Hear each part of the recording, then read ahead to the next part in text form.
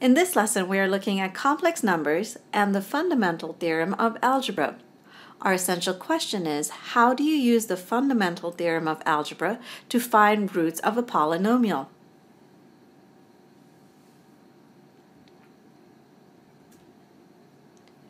The fundamental theorem of algebra states that the number of solutions, real and complex, a polynomial has matches its degree.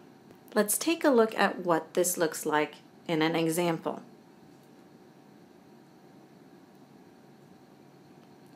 Consider the polynomial and its graph y equals x cubed plus 3x squared plus x minus 5.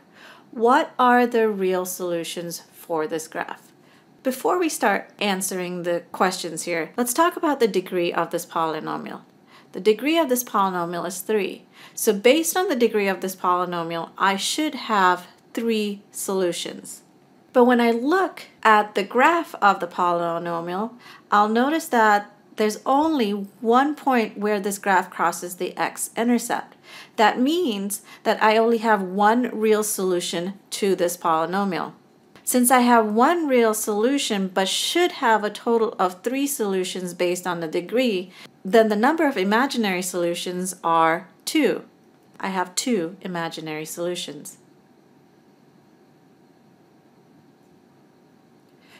Verify the solution by using substitution. I'm verifying the real solution of this polynomial by using substitution. I know that x equals 1 over here, so that's one of my solutions. To verify that, I'm going to replace x with 1 and see if it equals 0.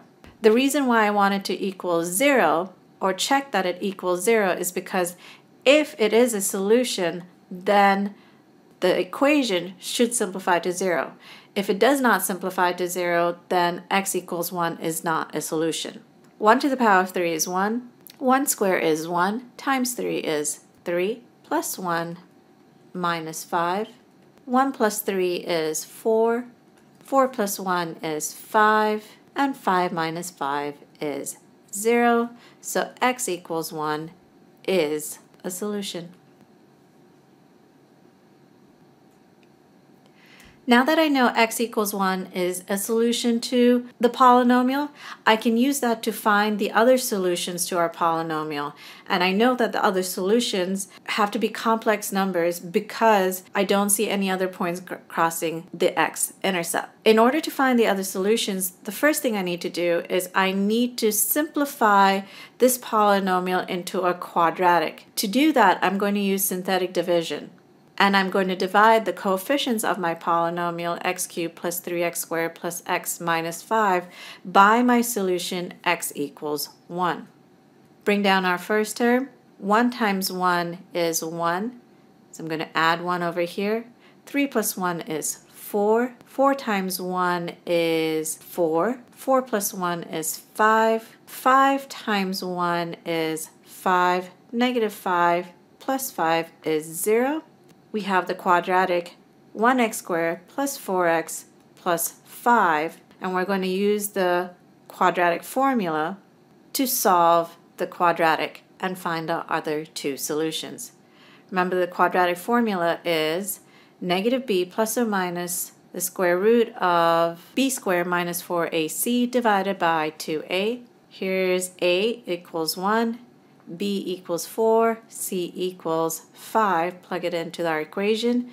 We have negative 4 plus or minus the square root of 4 squared minus 4 times 1 times 5 divided by 2 times 1. This simplifies into negative 4 plus or minus the square root of 16 minus 20 divided by 2, which gives me negative 4 plus or minus the square root of negative 4 divided by 2.